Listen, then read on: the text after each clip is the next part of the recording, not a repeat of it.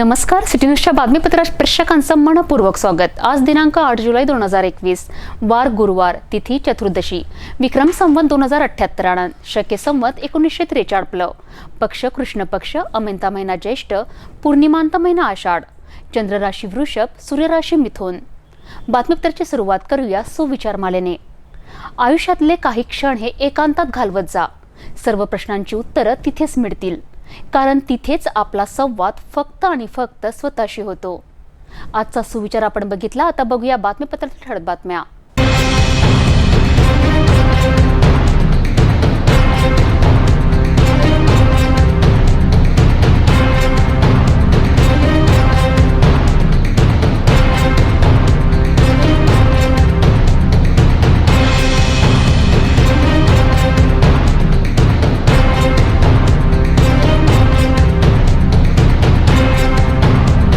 आपण ठळक बातम्या बघितल्या। आता घेऊया छोटासा ब्रेक।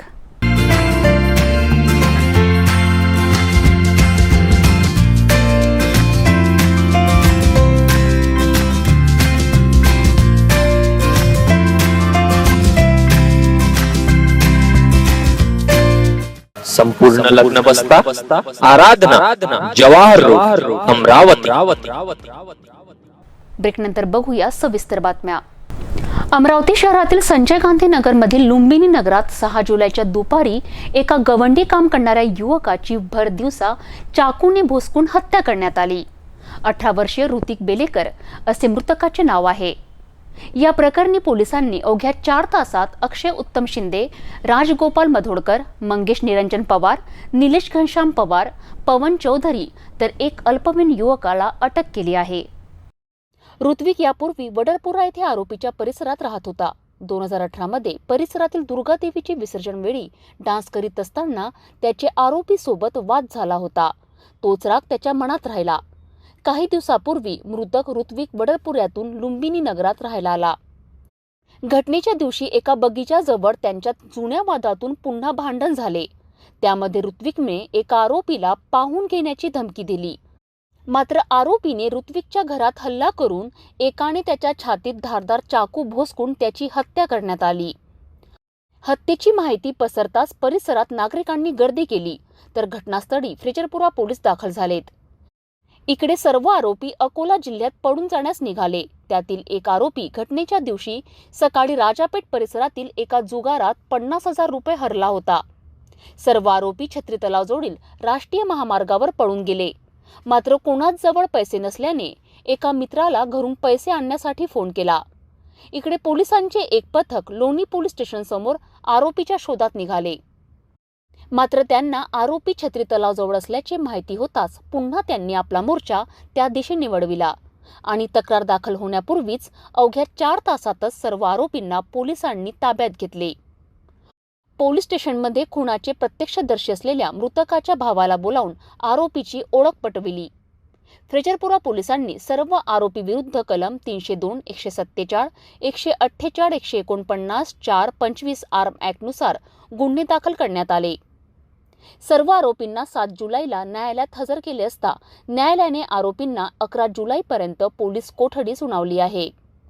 ही कारवाई पोलीस आयुक्त डॉक्टर आरती सिंह यांच्या आदेशाने एसीपी लक्ष्मण डुमरे यांच्या मार्गदर्शनात फ्रेजरपुरा वरिष्ठ पोलीस निरीक्षक पुंडलिक मेश्राम, पोलीस निरीक्षक मगर, पोलीस उपनिरीक्षक राजमलू, पोलीस उपनिरीक्षक सोनोने, डीबी पोलीस उपनिरीक्षक नरवाडे, पोलीस उपनिरीक्षक जंगले, डीबी पोलीस कर्मचारी वचन पंडित, अनुप झगडे, शेखर गायकवाड, सागर पंडित यांनी केली। अमरावती जिल्ह्यातील खोलापूर पोलीस स्टेशन अंतर्गत 15 वर्षीय अल्पवयीन मुलीवर अत्याचार केल्याची घटना घडली आहे। या प्रकरणी खोलापूर पोलिसांनी आरोपीला अटक केली आहे। अमरावती जिल्ह्यातील खोलापूर पोलीस स्टेशन अंतर्गत 15 वर्षीय अल्पवयीन मुलीवर अत्याचार झाल्याची घटना समोर आली आहे। 15 वर्षीय मुलगी रात्री 8 वाजता दरम्यान घराबाहेर निघाली असता नराधमाने बळजबरीने तिचा हात पकडून घरामागील जागेत नेत तिच्यावर अत्याचार केलाय। रात्रीला बराच वेळ होऊनही मुलगी घरी परतली नसल्याने तिच्या आईने शोध घेतला असता मुलीने आपबीती सांगितली। मुलीच्या आईने तात्काळ खोलापूर पोलीस स्टेशन गाठून या संदर्भात तक्रार दिली आहे। पोलिसांनी आरोपी हरी उर्फ दिवाकर कराडे विरुद्ध पोस्कोसह विविध कलम अंतर्गत गुन्हा दाखल करून आरोपीस अटक केली आहे। या संदर्भात अधिक तपास कोल्हापूर पोलीस करीत आहेत. भातकुलीहून सिटी न्यूज प्रतिनिधी गजानन खोपे. कोल्हापूर हद्दीत ग्राम बुधागड येथील फिर्यादी महिलेने दिनांक 6/7/21 रोजी पोलीस स्टेशन कोल्हापूर येथे येऊन फिर्याद दिली की दिनांक 5/7/21 रोजी त्यांची अल्पवयीन मुलगी ही लघवीला जातो म्हणून रात्री 8 वाजताच्या सुमारास घराबाहेर गेली असता ग्राम बुधागड येथीलच आरोपी हरी उर्फ दिवाकर बाळू कराळे वय 23 वर्ष याने फिर्यादीच्या अल्पवयीन मुलीवर बलात्कार केल्याची फिर्याद दिल्यावरून पोलीस स्टेशन कोल्हापूर येथे अपराध क्रमांक 172/21 भादवी कलम 376 पोस्को कलम 4/6 अन्वये त्वरित गुन्हा दाखल करून आरोपीचा शोध घेऊन त्वरित सदर गुन्ह्यात आरोपीस अटक करण्यात आलेली आहे. आरोपीचा तपासकामी PCR घेण्यात आलेले असून आज रोजी आरोपी पोलीस कस्टडीमध्ये आहे. गुन्ह्याचा सखोल तपास सुरू आहे. अभियांत्रिकीचे शिक्षण घेतलेल्या विद्यार्थ्याने MPSC परीक्षेच्या गलथान कारभार व सरकारच्या असंवेदनशीलतेला कंटाळून तणावाखाली आत्महत्या केली. याचे पडसाद अमरावतीमध्येही उमटले. हमें चाहिए रोजगार या कृती समितीने आज राजकमल चौकात राज्य सरकारच्या विरोधात जोरदार निदर्शने केली. स्वप्नील लोणकर या अभियांत्रिकीचे शिक्षण घेतलेल्या विद्यार्थ्याने MPSC परीक्षेच्या गलथान कारभार व सरकारच्या असंवेदनशीलतेला कंटाळून तणावाखाली आत्महत्या केली. याचे पडसाद अमरावतीमध्येही उमटले. हमें चाहिए रोजगार या कृती समितीने आज राजकमल चौकात राज्य सरकारच्या विरोधात जोरदार निदर्शने केली. मागील 1.5 वर्षापासून महाराष्ट्र सरकारच्या वेळकाढू धोरणांमुळे अनेक स्पर्धा परीक्षा पुढे ढकलण्यात आल्या किंवा झाल्याच नाही. महाराष्ट्र लोकसेवा आयोगाला सर्व सदस्य नसल्याने मुलाखती नियुक्ती रखडली. भविष्याची चिंता व वाढतं वय यामुळे अनेक युवक आत्महत्या सुद्धा करीत आहेत.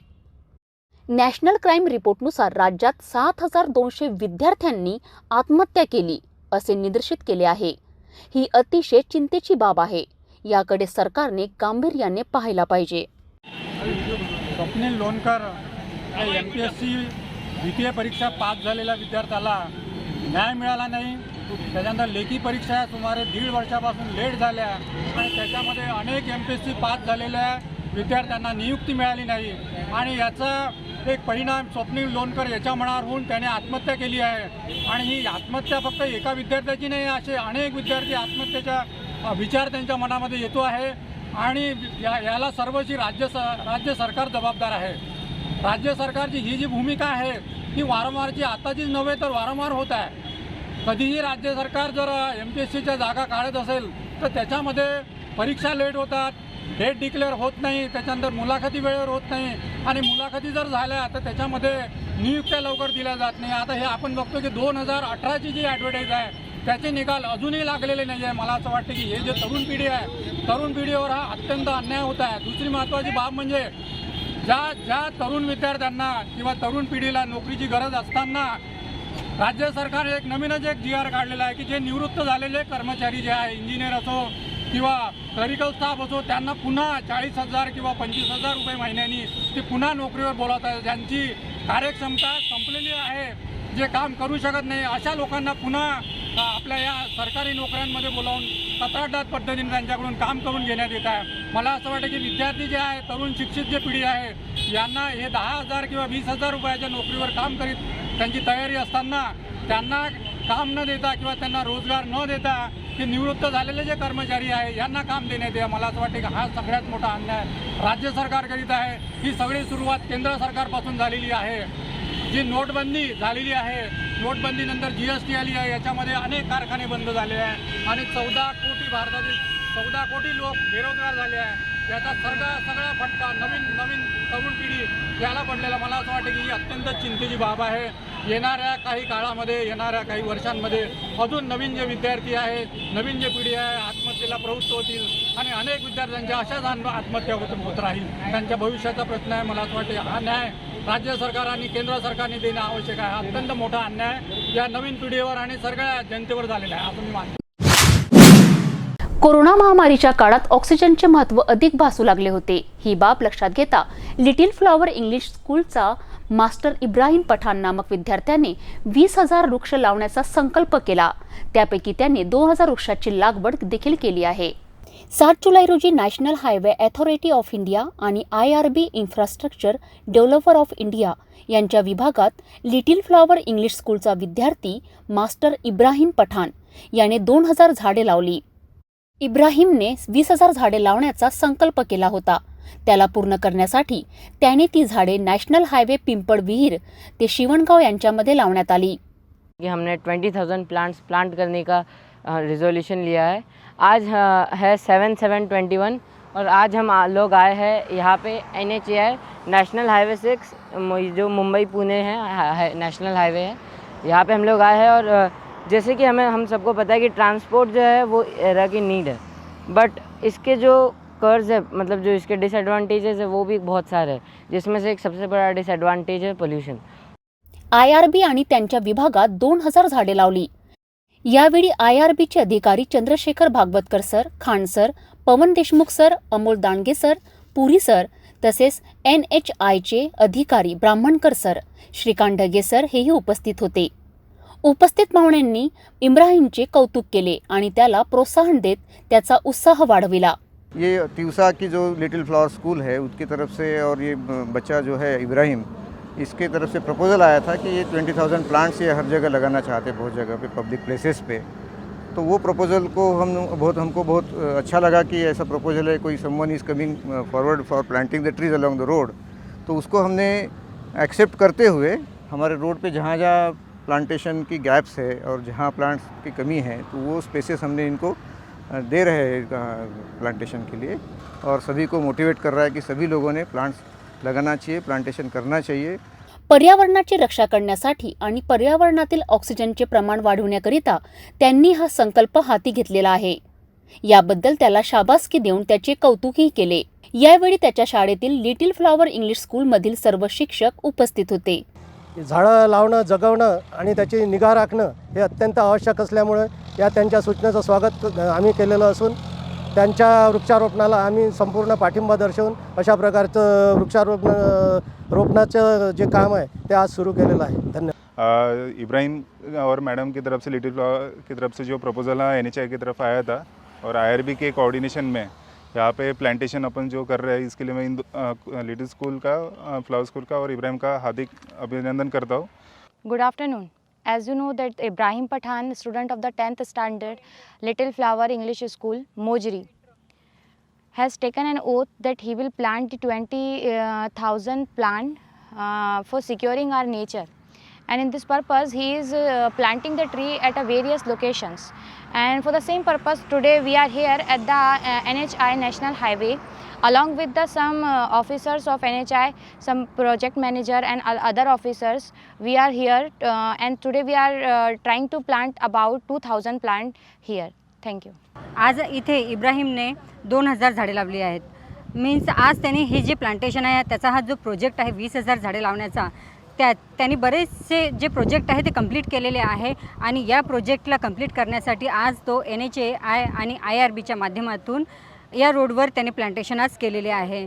आजच्या या झाडं लावण्याच्या कार्यक्रमास माननीय ब्राह्मणकर साहेब PD साहेब NHAI, माननीय GM साहेब IRB आणि ढगे साहेब आणि उपस्थित मॅडम ज्यांच्या थ्रू आपल्याला झाडं मिळाले आहे लावण्याकरिता, पठाण मॅडम यांच्या थ्रू आपण जे झाडं लावायचा कार्यक्रम आज केला आहे NHAIच्या आणि IRBच्या संमतीने.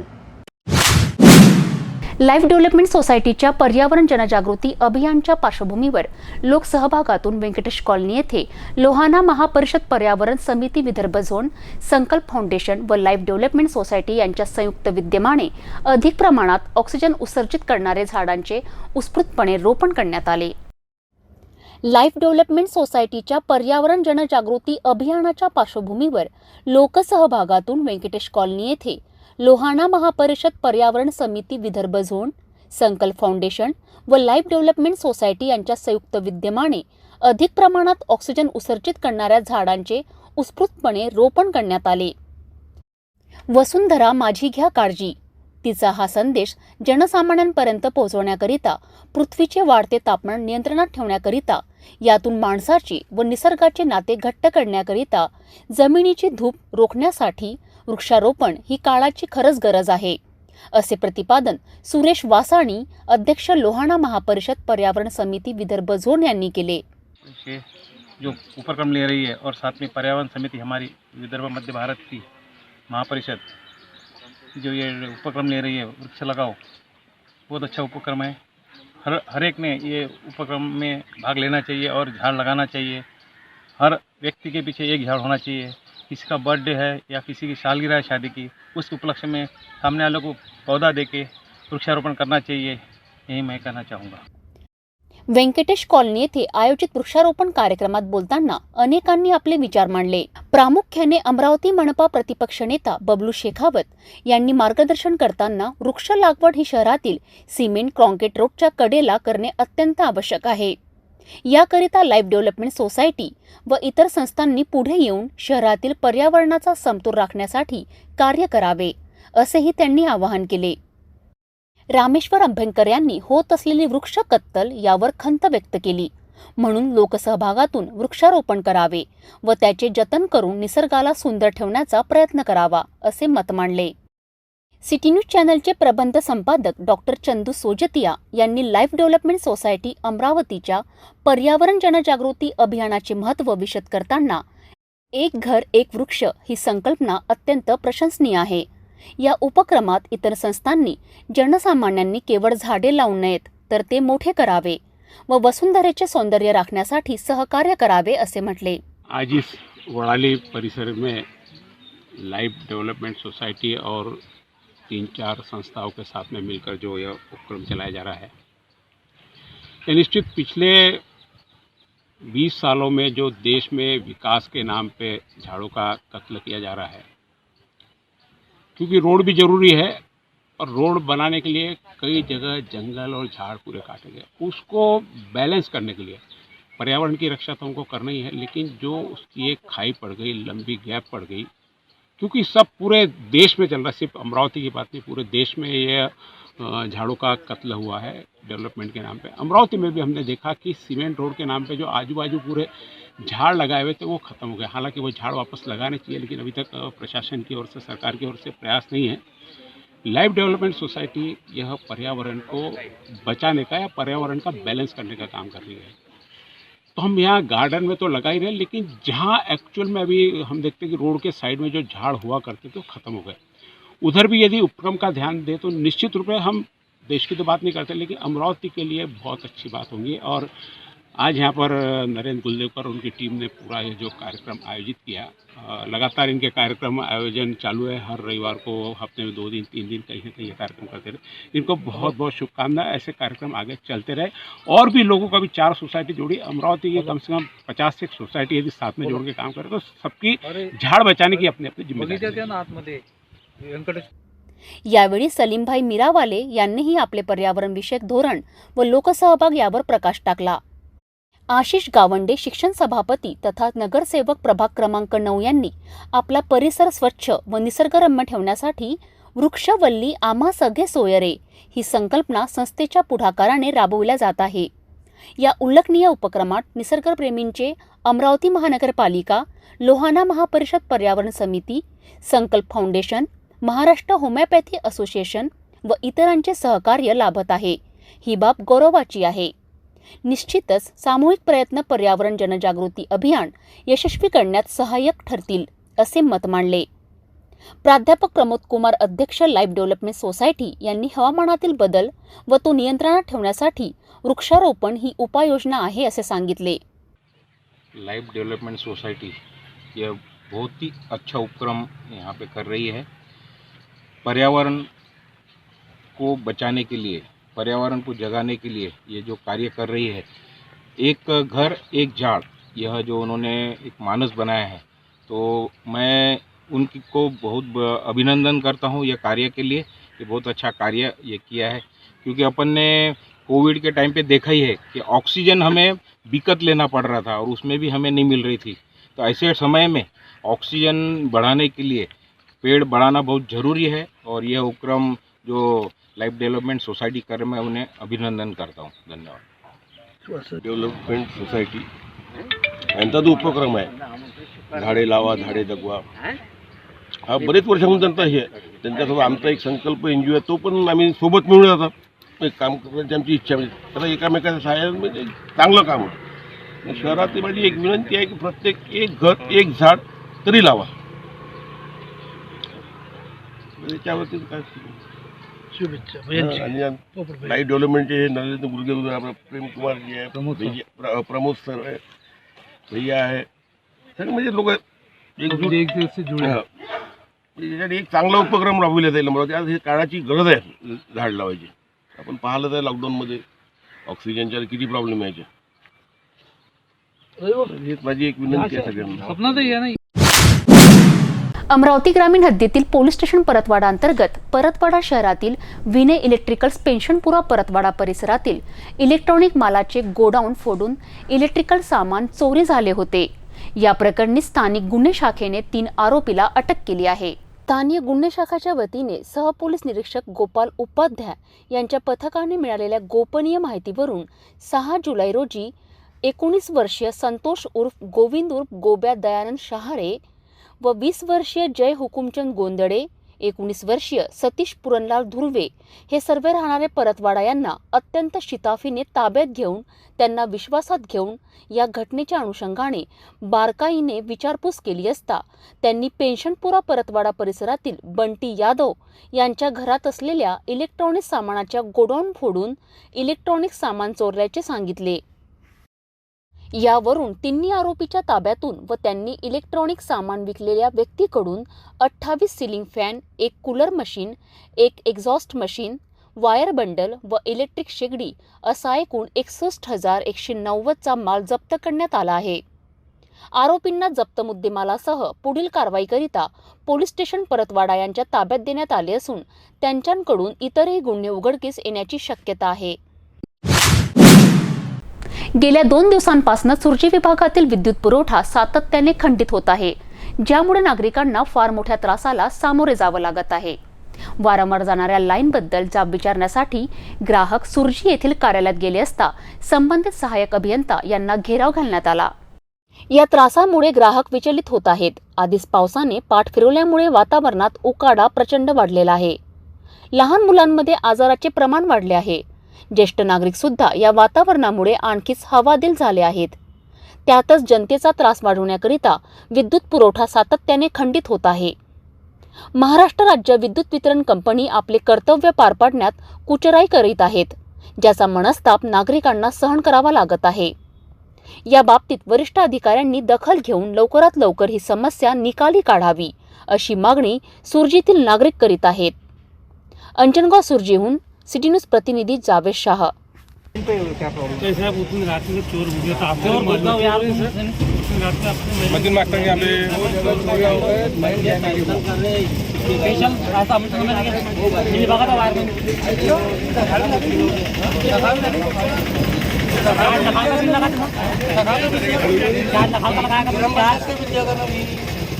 चार्ज लखा का कुछ भी बात मत करो और कुछ भी बात नहीं ना बिल तो पूरा लेना बाहर चालू देना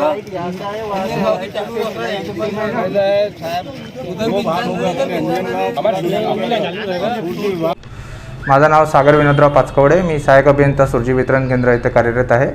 मागील 3-4 दिवसापासून सुरजी येथे थोडा लाईनचा प्रॉब्लेम आहे. त्याचं मूळ कारण म्हणजे असं की सबस्टेशनमध्ये थोडा ब्रेकरचा प्रॉब्लेम झाला होता, त्यामुळे त्याच्या पार्टला थोडा वेळ लागला. त्यामुळे आणि आपण सबस्टेशनचा जिथून सप्लायचा प्रॉब्लेम झाला तो सप्लाय सध्या आपण लखाडवरून टाकलेला आहे. तर त्यामुळे ग्रामीण भाग असल्यामुळे थोड्याफार ट्रिपिंग येतात आणि 2-3 दिवसापासून थोडा रात्री ब्रेकडाऊन झालं, त्यामुळे प्रॉब्लेम झाला. आणि ब्रेकडाऊन झाल्यानंतर 1-1.5 तासात तो ब्रेकडाऊन क्लिअर केला. आणि काल जे काही मेंटेनन्स होतं गावात जे सुरजीमध्ये आढळलं, जसे की ट्री कटिंग आहे, नंतर काही जम्पर लूज होते किंवा ABCचं काही मेंटेनन्स होतं, ते काल दिवसभरात करण्यात आलं. त्यामुळे लोकांना जे काही त्रास झाला असेल तर त्या मेंटेनन्स करण्याच्या याच्यात झालेला आहे. बाकी असं काही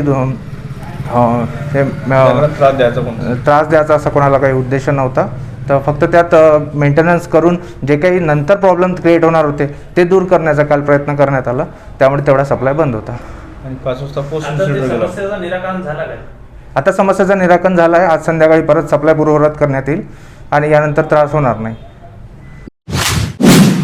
मुख्यमंत्री सौर कृषी पंप योजना शेतकऱ्यांसाठी सुरू करण्यात आली. या योजनेचा मोठ्या प्रमाणात फायदा आता मेळघाटातील शेतकऱ्यांना होताना दिसत आहे. अमरावती जिल्ह्यातील मेळघाटातील राहू, बिबा, पिपल्या, खारी, एकताई, भांडून, सलिता, चौबिता, जारिदा, चुरणी यासह शेकडो दुर्गम भागातील गावात अजूनही मुख्य व्यवसाय शेती असून तो पूर्णपणे पावसाच्या पाण्यावर होतो. डोंगर दऱ्यांमध्ये वीज पुरवठा करताना येणाऱ्या अडचणी लक्षात घेता शासनाच्या वतीने मुख्यमंत्री सौर कृषी पंप योजना शेतकऱ्यांसाठी सुरू करण्यात आली. या योजनेचा मोठ्या प्रमाणात फायदा आता मेळघाटातील शेतकऱ्यांना होताना दिसत आहे. मेळघाटच्या अनेक गावांमध्ये मध्य प्रदेशातून वीज पुरवठा झाल्याने अनेक गाव तर प्रकाशमान झालीत, मात्र शेती ही फक्त पावसाच्या पाण्यावर अवलंबून होती. विजेला पर्याय म्हणून शेतकऱ्यांनी आपल्या विहिरीवर डिझेल इंजिन बसवून पिकांना पाणी देण्यास सुरुवात केली होती. मात्र तासाला 1 लिटर डिझेल हे गणित शेतकऱ्यांना परवडणारे नव्हते. त्यावर उपाय म्हणून महावितरणने शेतकऱ्यांसमोर सौर कृषी पंपाचा पर्याय ठेवला. हे सौर कृषी पंप शेतकऱ्यांना अल्प दरात उपलब्ध झाले. याचा फायदा आता शेतकऱ्यांना होताना दिसत आहे. कधी काळी फक्त सोयाबीन, मका, ज्वारी हे एकच पीक घेऊन वर्षभर ढगाकडे पाहणारे शेतकरी आता सौर कृषी पंपाच्या साहाय्याने त्याच शेतात विविध प्रकारच्या पालेभाज्या, गहू, धान, स्ट्रॉबेरी, आलू, मुसळी अशी विविध पिके घेत आहेत. यामुळे डिझेल पंपावर होणारा खर्च 100% कमी झाला असून वीज बिलाचा तर प्रश्नच उरला नाही. सौर कृषी पंपामुळे जिथे वीज पुरवठ्याची आशा धूसर झाली होती, तिथे सुद्धा दिवसा शाश्वत वीज पुरवठा मिळत असल्याने शेतकरी समाधान व्यक्त करीत आहेत. माझे पूर्ण नाव भाकलू मुंशी चिमोटे, तालुका चिखलदरा, जिल्हा अमरावती.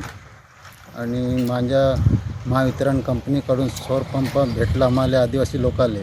तेव्हा त्यापूर्वी आम्ही शेतामध्ये सोयाबीन, धान वगैरे पीक घेत होते आणि सौर पंप मिळाल्यावर आम्ही चणा, गहू आणि शेतामध्ये भाजीपाला वगैरे सुद्धा घेत असतो आणि उन्हाळ्यामध्ये आम्ही मुंगफल्ली वगैरे घेत असतो.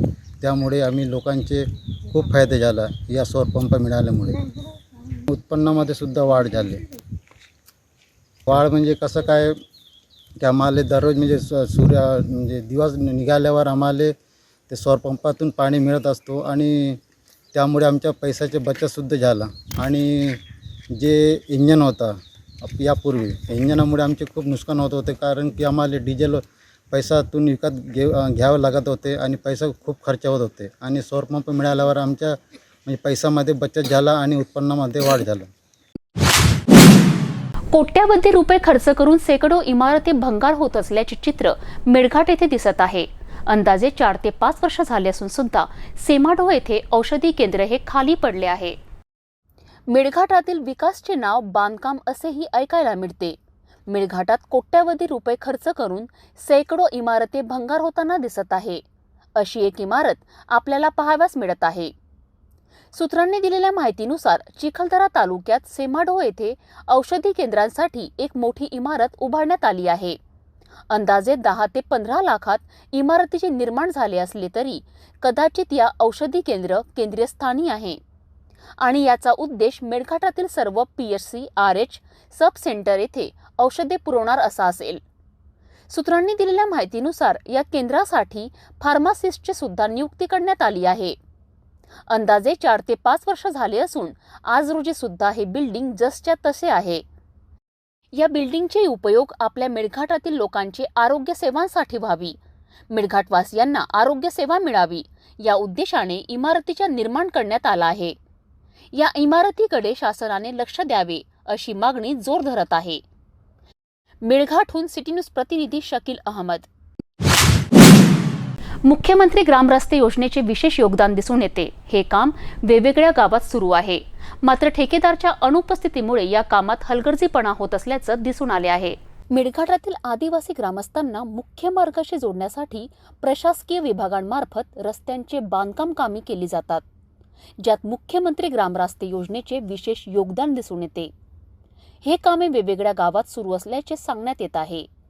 परंतु मेळघाटातील मुख्यमंत्री ग्राम सडक योजनेचा विभाग नसल्यामुळे कंत्राटदार स्वतःच्या इच्छेनुसार रस्ते बांधताना दिसत आहेत.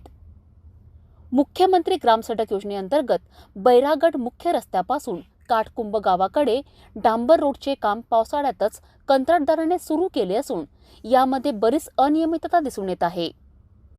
परिसरातील ग्रामस्थांनी संबंधित ठेकेदार हे डांबरमध्ये ऑइलचा वापर केल्याचा आरोप केला आहे. मेळघाटातील कोट्यावधीची कामे असले तरी विभागाचे कोणतेही अधिकारी कामाच्या जागेवर नसल्यामुळे कंत्राटदार स्वतःहून रस्ता तयार करण्यात मग्न आहे.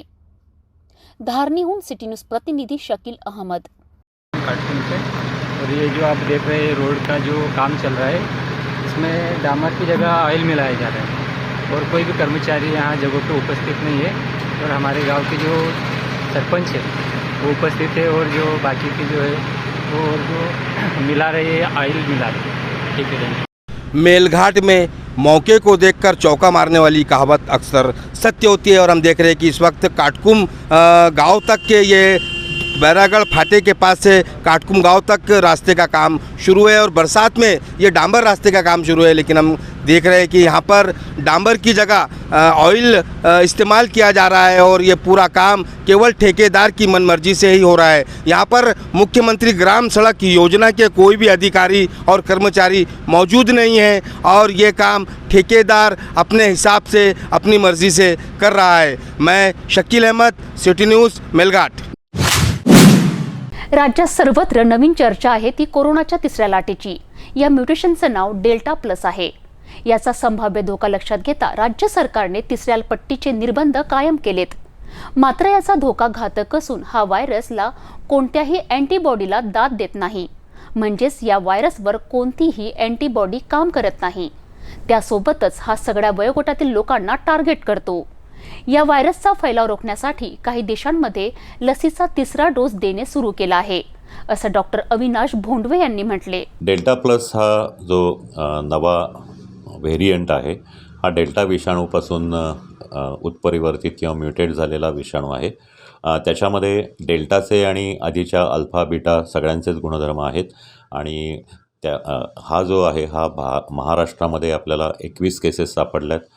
भारतामध्ये जवळजवळ 12 राज्यात 96 केसेस सापडले आहेत आणि जगातल्या 96 देशांमध्ये तो पसरलेला आहे.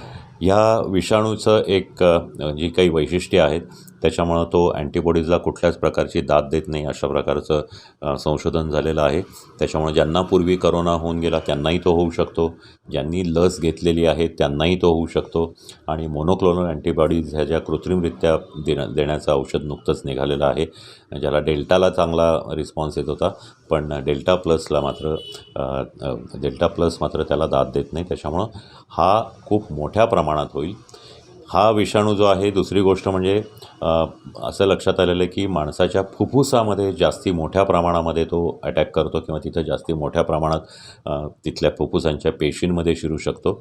याच्यामुळं न्यूमोनिया होण्याची आणि ऑक्सिजनची गरज भासण्याची मोठी शक्यता आहे. त्याच्यामुळे या दुसऱ्या लाटेमध्ये संख्याही जास्ती असेल आणि रुग्णही जास्ती गंभीर होऊ शकतील. आणि ब्रिटनमध्ये असं लक्षात आलं आहे की त्याच्यामध्ये तरुण वर्गापेक्षा जे वृद्ध वर्ग आहेत त्यांना तो जास्ती होईल 60 वर्षापेक्षा वरच्या लोकांना. त्याच्यामुळं 60 वर्षापेक्षा जास्ती लोकांना जर जास्ती झाला त्यांना जर न्यूमोनियाची शक्यता वाढली आणि मोठ्या प्रमाणामध्ये याचा उद्रेक झाला तर कदाचित मृत्यूदरही यामध्ये जास्ती असू शकेल. अर्थात हे सर्व अंदाज आहेत. यासाठी जे काही संशोधनं आहेत त्याची अजून पूर्ण हे आलेलं नाही आहे. परंतु तिसऱ्या लाटेला जी कारणीभूत घटना आहेत त्या मात्र सगळ्या आपल्या समोर आहेत. त्याच्यामुळे तिसरी लाट येणार ही नक्कीच. तिसऱ्या लाटेचा धोका तुम्ही आता म्हणले की वॅक्सिन घेऊन सुद्धा लाट आपण ते धोका पत्करू शकतो. मग नेमकं याच्यापासून वाचण्याचं किंवा याच्यापासून काय प्रोटेक्शन आहेत का? कुठल्या नवीन व्हेरियंट कुठलं नवीन वॅक्सिनेशन आहे? जगामधल्या अनेक देशांमध्ये याच्यावर विचार चालू आहे की जर डेल्टा प्लसला यामध्ये ह्या वॅक्सिनमुळं जी काही प्रतिकारशक्ती येईल ती डेल्टा प्लसला रोखू शकणार नाही आणि त्याच्यामुळं हे 2 डोस झाल्यावर तिसरा बूस्टर डोस घेण्याची कल्पना सगळीकडे पुढे आलेली आहे आणि त्याप्रमाणे तुर्कस्थानमध्ये 1 जुलैला साधारणतः 3 लाख लोकांना ही लस दिली गेली. ग्रेट ब्रिटननेसुद्धा सप्टेंबरपासून साधारणतः 3 कोटी व्यक्तींना, ज्यामध्ये 50 वर्षावरील व्यक्ती, फ्रंटलायनर्स, ज्यांना कोमॉर्बिड कंडिशन्स आहेत किंवा इम्युनोसप्रेसिव्ह आजार आहेत, अशा लोकांना देण्याची मोठ्या प्रमाणात तयारी चालवली आहे. आणि अशा पद्धतीने एकतर तिसरा डोस आत्ता आहे त्या लसीचा द्यायचा, म्हणजे ही प्रतिकारशक्ती जास्ती काळ राहील आणि जास्ती प्रभावी राहील. आणि सर्वात महत्त्वाची म्हणजे कदाचित काही औषध कंपन्यांनी, काही लस कंपन्यांनी असंही ठरवलं आहे की या लसीमध्ये, आत्ताची जी लस आहे त्या लसीमध्ये बदल करून त्याचं नवीन व्हर्शन येईल की जे डेल्टा प्लसलाही लागू पडेल. म्हणजे डेल्टा प्लसला नष्ट करणारे जे अँटीबॉडीज आहेत ते असणारे लसीसुद्धा निघू शकतील. इन्फ्लुएन्झाच्या साथीमध्ये यापूर्वी असं झालेलं आहे, त्याप्रमाणे अशा प्रकारच्या लसी येतील. अशा प्रकारचे व्हेरियंट हे पुन्हा पुन्हा येण्याची शक्यता आहेत की जे लसीला दाद देणार नाहीत. त्याच्यामुळं कदाचित भावी काळामध्ये आपल्याला दरवर्षी कोरोनाचा बूस्टर डोस किंवा लस घ्यावी लागेल. परंतु जर सर्वसामान्य माणसांच्या दृष्टीने आपण जर पाहिलं तर प्रतिबंधक उपाय पुन्हा तेच आहेत. आपण मास्क वापरायचे आहेत, आपण सोशल डिस्टन्सिंग ठेवायचं आहे, आपण हात स्वच्छ ठेवायचे आहेत, परिसर स्वच्छ ठेवायचा आहे. तुम्हाला सर्दी, खोकला, ताप काही झालं तरी लवकरात लवकर डॉक्टरांना दाखवून तपासणी करून घ्यायची आहे. कोरोनाचं टेस्टिंग करायचं आहे. तुम्ही पॉझिटिव्ह आलात तर पुन्हा योग्य तो औषधोपचार लवकरात लवकर करायचा आहे. आणि ज्यांना कोमॉर्बिड कंडिशन्स आहेत अशा लोकांनी एक गोष्ट लक्षात घेतली पाहिजे की आपले जे आजार आहेत, मधुमेह असेल, उच्च रक्तदाब असेल किंवा हृदयविकार असेल, कर्करोग असेल, हे सर्व आजार हे रेग्युलर डॉक्टरांचा सल्ला घेऊन नियंत्रित ठेवले पाहिजेत. या पद्धतीनेच ही लाट किंवा ह्या विषाणूचं संक्रमण आपल्यासाठी, आपल्या कुटुंबासाठी आपण रोखू शकतो. आणखीन एक महत्त्वाची गोष्ट म्हणजे आता लॉकडाऊन शिथिल होत चाललेलं आहे, परंतु विनाकारण रस्त्यावर जायला नाही पाहिजे. आपल्या लहान मुलांना तर अजिबातच आपण घेऊन जाऊ नका, कारण जे लोक बाहेरून येतात, कामं करून येतात, उपजीविकेचे इतर कार्य करून येतात, त्यांनी घरी आल्यानंतर पादत्राणं बाहेर ठेवणं, स्वच्छ आंघोळ करणं, हे जे पहिल्या लाटेच्या सुमारास आपण सांगत होतो त्याही गोष्टी केल्या पाहिजेत. त्या दुसऱ्या लाटेच्या सुमारास न केल्यामुळं दुसऱ्या लाटेतही महाराष्ट्रात 1 लाखापेक्षा जास्त लहान मुलं बाधित झाली होती. आणि हाच प्रकार जर आपण यावेळेला रोखला नाही, जर स्वच्छता पाळली नाही, बाहेरून येणाऱ्या लोकांनी आपले हातपाय स्वच्छ धुणं, आंघोळ करणं, कपडे बदलणं हे जर केलं नाही तर पुन्हा या लाटेमध्ये लहान मुलांना त्रास होऊ शकतो. असं सांगितलं जातं आहे की तिसऱ्या लाटेमध्ये लहान मुलं जास्ती बाधित होतील, परंतु त्याला इतर काही पुरावा नाही. पण या पद्धतीने लहान मुलांची काळजी आपल्याला घ्यायलाच पाहिजे, कारण तो वर्ग अजूनही बाधित मोठ्या प्रमाणात झालेला नाही. आणि त्यासाठी सर्व मुलांना कोरोना प्रतिबंधक लस जेव्हा कधी उपलब्ध होईल तेव्हा तर द्यायचीच आहे. पण त्याच्या आधी इन्फ्लुएन्झा लस, न्यूमोकॉकल लस, ह्या लसी आपण सरकारतर्फे दिल्या जात आहेत, त्या निश्चितच घ्याव्यात. आणि आपल्या मुलांचं आरोग्य व्यवस्थित ठेवावं, त्यांचा आहार, व्यायाम आणि झोप याच्याकडे लक्ष द्यावं. या सगळ्या गोष्टी केल्या तर आपण तिसऱ्या लाटेला समर्थपणे तोंड देऊ शकू. थँक्यू. पुन्हा एकदा आजच्या ठळक बातम्या.